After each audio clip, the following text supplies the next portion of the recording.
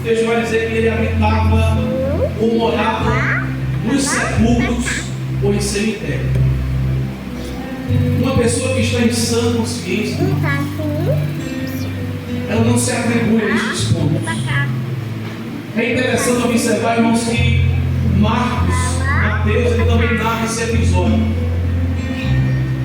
E é interessante, irmãos, que Mateus capítulo 8, versículo 28, Mateus narra a história de dois endemoniados. Mas quando lemos o texto, ele entende que um deles que foi ao encontro de Jesus. E Marcos chega a citar que esses dois endemoniados, eles eram ferozes. E ninguém podia passar por aquele caminho. Marcos, ele também expressa de uma forma surpreendente. No capítulo 5 de Marcos, no versículo 4, Marcos diz que por muitas vezes prendiam este homem com grilhões e cadeias, mas as cadeias eram feitas em pedaços, os grilhões em migalhas. E eu acho interessante essa expressão, e lá na frente a igreja vai entender. Marcos vai dizer: ninguém podia amansar. Versículo 5: andava sempre de dia e noite, clamando pelos montes e pelos sepulcros, ferindo-se com pedras. Então, irmãos, diante disso, a situação dele não era boa, era desprezível, era humilhante, era vergonhoso. A sanidade mental deste homem já não havia mais, já havia acabado, porque o texto diz: não andava vestido, vivia em sepulcros. Uma pessoa que está com a mentalidade boa, ela não vive dessa forma. O desejo de viver não existia mais. O texto diz que ele se cortava com pedras. A paz já havia acabado há muito tempo. O texto também diz: ele vivia clamando de dia e de noite. Era uma pessoa, irmãos, que estava sendo oprimida, aprisionada por Satanás. Eu acredito, meus irmãos, que a sua família, porque o texto diz que ele tem família, no versículo 39, quando ele pede para ficar com Jesus, para acompanhar Jesus, depois que Cristo havia libertado, ele diz: não, vai aos da tua casa, conta aos teus.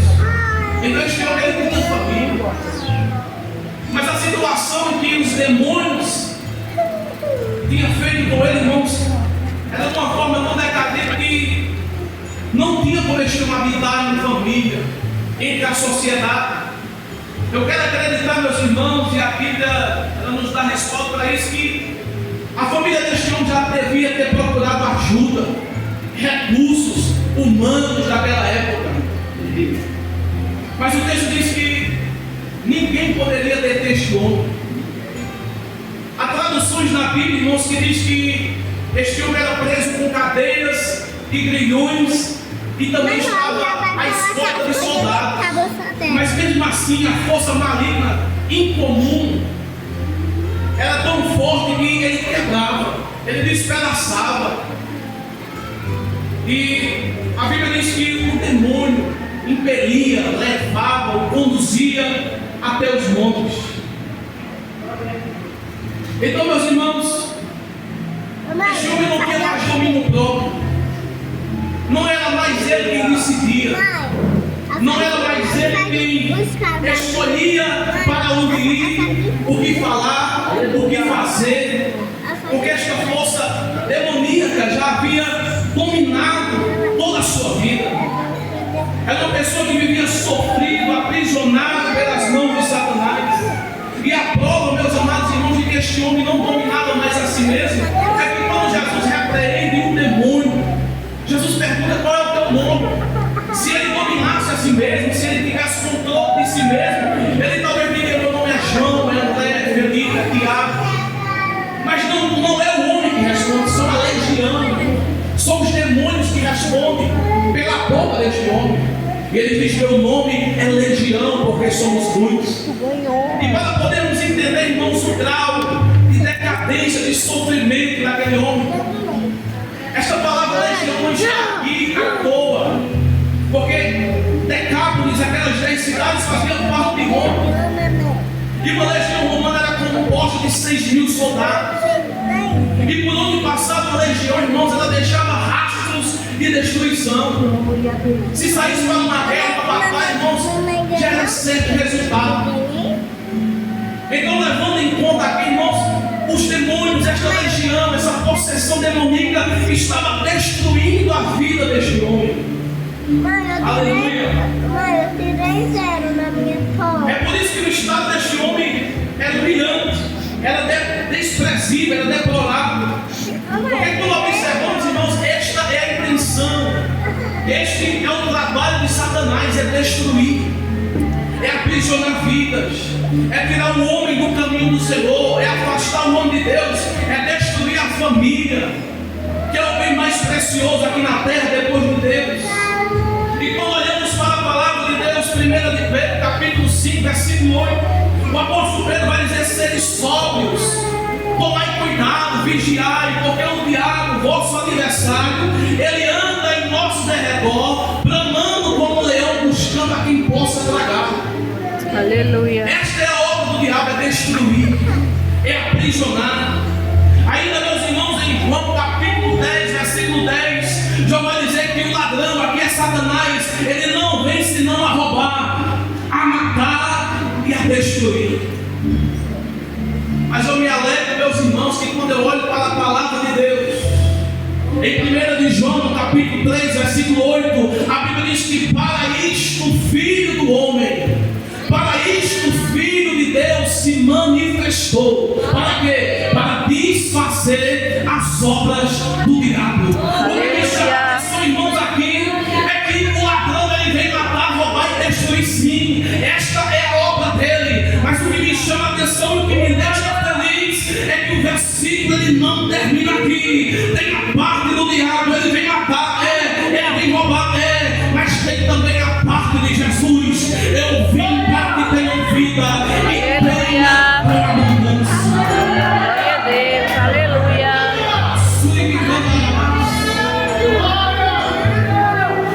O que João está nos dizendo aqui, irmãos, é que este é o feitio de Satanás, é colocar laços, é colocar armadilhas ao meu e ao teu favor. Mas o que eu entendo aqui é que quando o diabo coloca uma armadilha ao teu favor, aí vem Jesus de Nazaré e ele quebra a armadilha.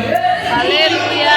Um laço ao teu favor, vem Jesus de Nazaré e desfaz as obras do diabo, porque foi para isto que Jesus veio: desfazer, aniquilar, quebrar, destruir, aleluia, as obras de Satanás, porque maior é Jesus. Glória a Deus. Marcos capítulo de número 3, versículo 27, Marcos vai dizer: ninguém pode ir até a casa do valente para lhe roubar sem antes maniatá-lo, sem antes agarrar. Quando a gente vai estudar o texto, o valente aqui é Satanás. Mas quando entendemos, irmãos, a palavra do Senhor, ela diz que maior é Jesus, que amarra o valente, que amarra Satanás, que destrói toda a sua obra e tira do aprisionamento as almas, que para Deus é importante. Aleluia. Jesus ele é maior do que o valente. Glória a Deus. O valente está dominando o mundo, mas Jesus é maior do que o valente. O valente está aprisionando vidas, mas Jesus é maior, é mais poderoso e ele consegue quebrar. Aleluia. Glória a Deus.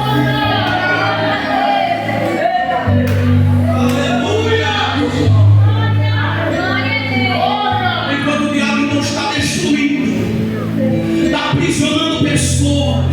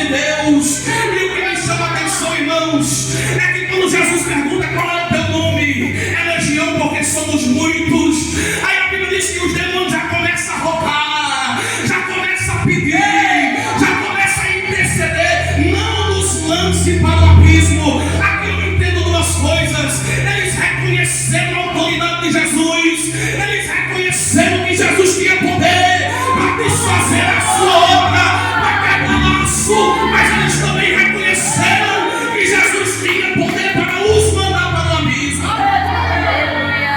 E o que me chama a atenção aqui, irmãos, é que o diabo ele não pode tocar em você, a não ser que Deus não permita.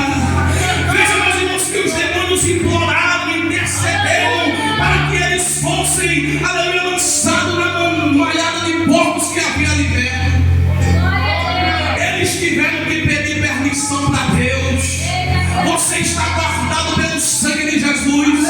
Satanás não pode tocar, a não ser que Deus permita. E foi o que aconteceu com Jó. Satanás chegou diante de Deus questionando: olha, Jó ele só te serve porque ele tem bens. Jó só te serve porque tu abençoaste o homem é íntegro, é reto, é próspero, porque tu abençoaste. Ele estava dizendo para Deus: tira o que ele tem e tu vai ver se ele não blasfema. Mas Deus conhecia Jó, Deus conhecia o coração de Jó, Deus conhecia a integridade de Jó, Deus conhecia a retidão de Jó. E Deus sabia e disse: vai lá, toca nele, eu só não permito que tu toques na vida dele. Aí de repente, meus amados irmãos, vem as perdas. Jó perde os animais, Jó perde a família, que é tudo que ele tinha de mais precioso depois de Deus. Mas a Bíblia diz que Jó em tudo não pecou perante o Senhor. E sabe o que aconteceu com Jó? Deus virou um cativeiro de Jó, Deus abençoou Jó em dobro. Deus aleluia permitiu que Satanás tirasse tudo de Jó, mas Deus é fiel para garantir, para te responsabilizar. O inimigo tem que pedir sim a Deus, porque nós servimos ao Deus fiel, que pode operar, que pode fazer o impossível, e Ele nos assegura de quem está conosco.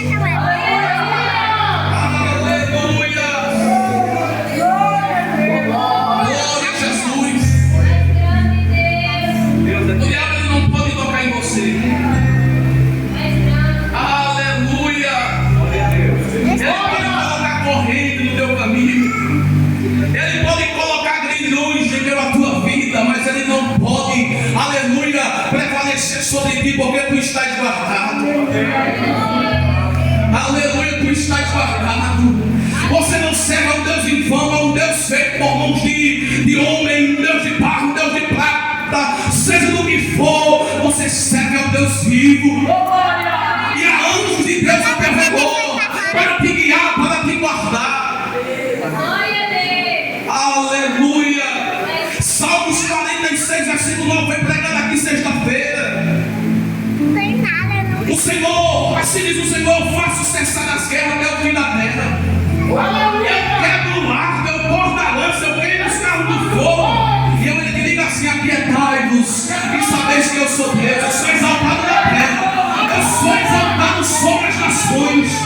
Ferramenta do diabo não vai prosperar sobre a tua vida, porque Deus, pela boca de Isaías, diz que toda ferramenta preparada contra ti, contra a igreja, não pode prosperar, porque maior é o que está conosco. Aleluia. Eliseu disse: Senhor, abre os olhos do moço para que ele veja que maior é o que está conosco. Deus abriu os olhos do servo de Eliseu e ele começou a ver exércitos celestiais, cavalos e cavaleiros de fogo.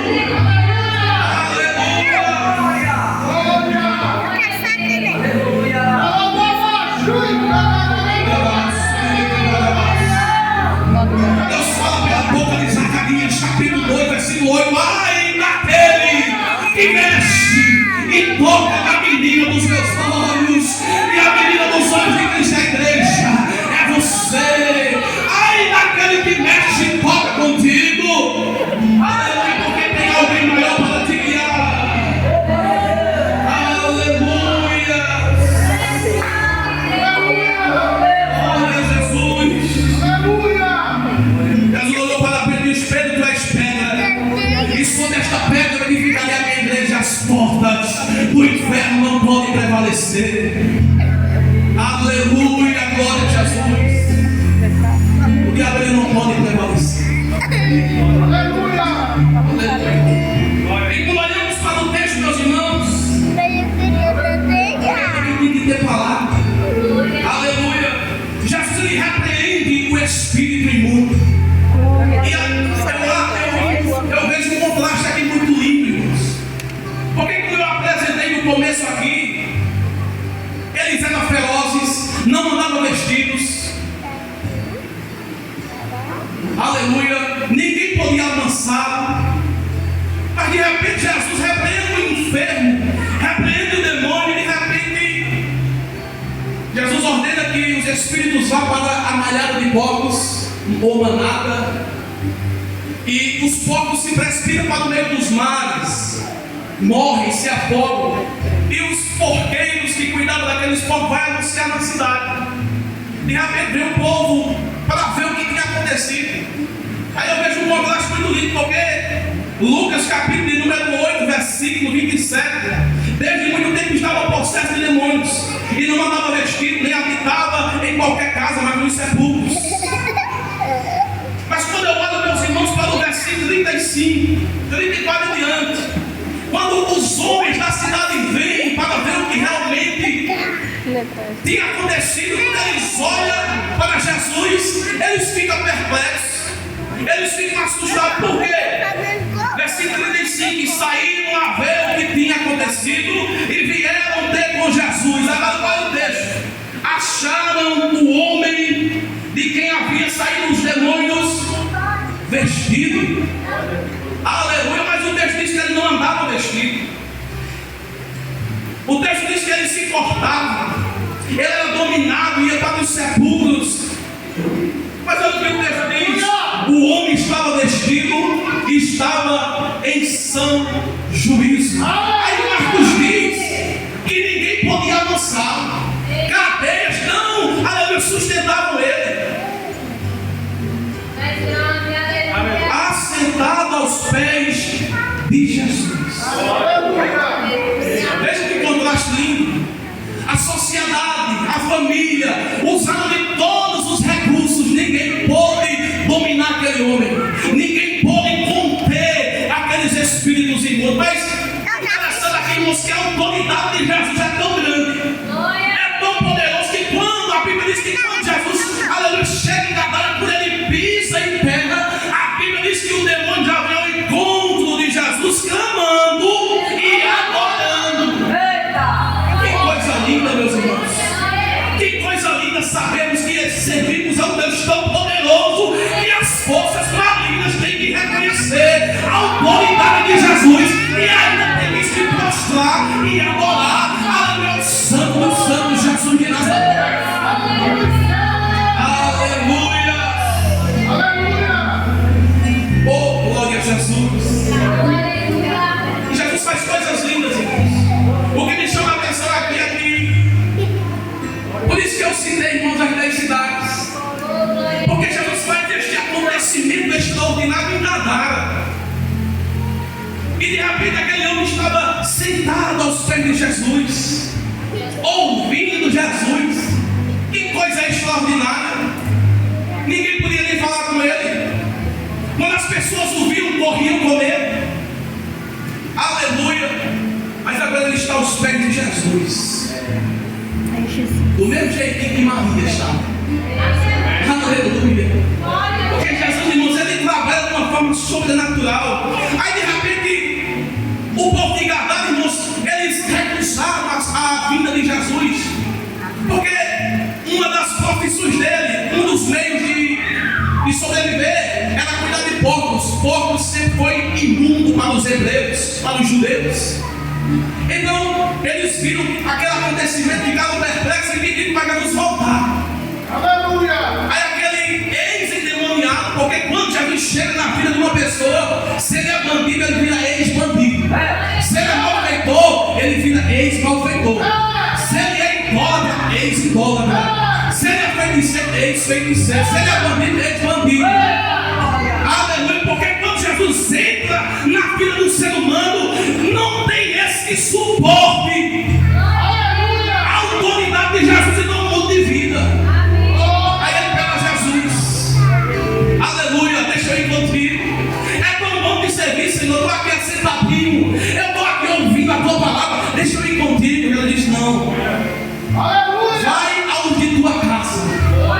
E o que me chama a atenção, irmãos, que quando Marcos vai narrar no capítulo 5, versículo 20, a Bíblia diz que este homem saiu pregando. Não foi só em Gadara, mas foi em toda Decápolis. Ele começou a evangelizar e pregar o evangelho em 10 cidades. E o povo ficou sem entender, ficou assustado, admirando. Como é que pode? Este homem vivia espumando, este homem vivia gritando, este homem ninguém podia aprender, mas agora está pregando o evangelho. O evangelho chegou naquele território. Aleluia, porque Jesus ele faz coisas extraordinárias. O evangelho nunca tinha sido pregado em Samarias, mas Jesus foi atrás de uma mulher que ninguém dava nada, e o evangelho também foi pregado através desta mulher.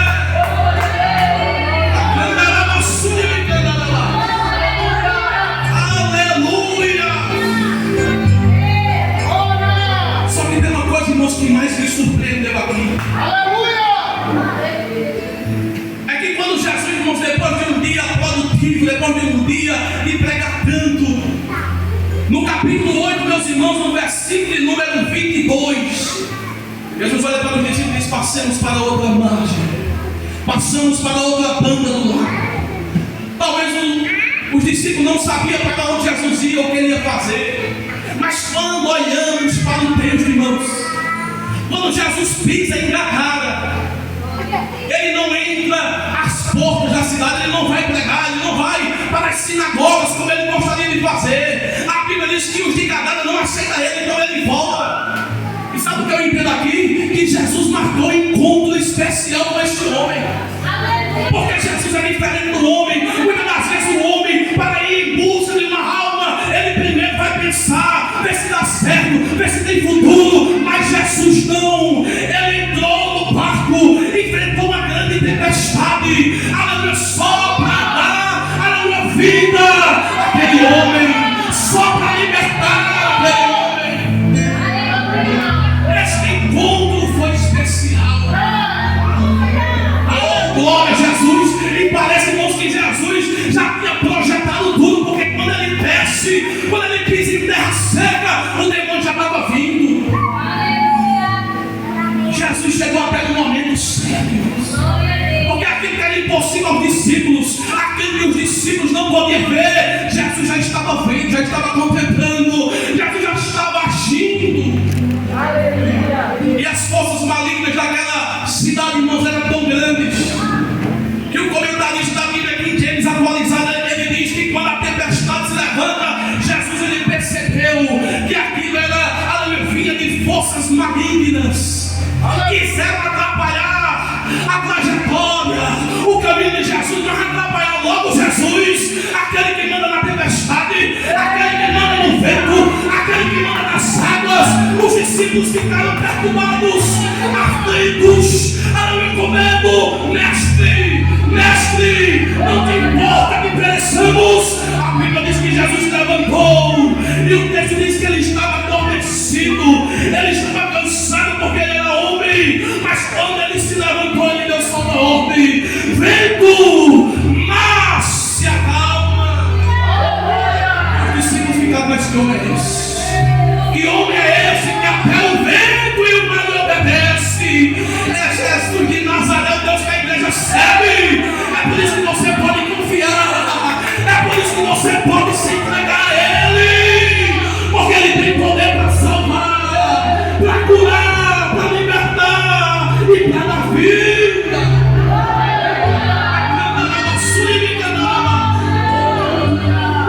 Aleluia. Eu desconheço alguém que Jesus entre na vida dele e que a sua história não mude. Jesus chegou na tempestade e fez o mar se acalmar. Chegou lá em Betesda e fez o coxo levantar. Aleluia. Chegou em Cafarnaum